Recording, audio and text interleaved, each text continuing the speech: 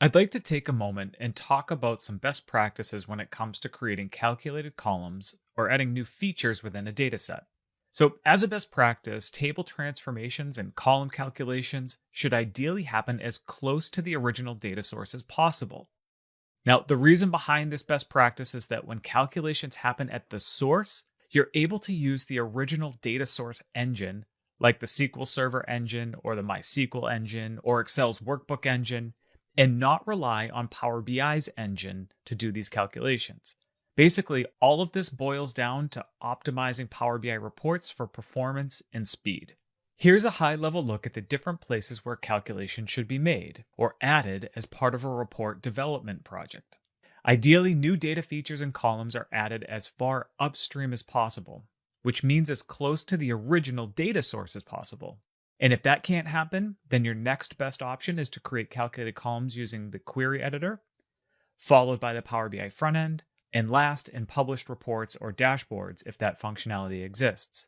So at this point, you might be thinking that Power Query and Power BI's front end are all part of the same Power BI tool. Why is Power Query more efficient than the front end? And that's an awesome question. The reason is that Power BI's internal engine, called Vertipack, creates something called a query plan when you press load and apply to load the data into Power BI's data model. And this query plan takes all of the raw source data, transformation steps, any calculations that have been made, columns that have been added, etc. And it determines the best way to compress all of that data before loading it into Power BI's memory.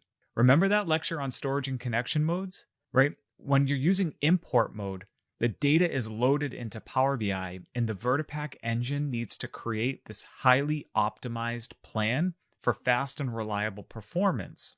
So when new calculations, new columns, and other data features are added using Power BI's front end, they're not added to that same query plan and can't take advantage of the compression methods. So because of this, you might disproportionately bloat your data model size.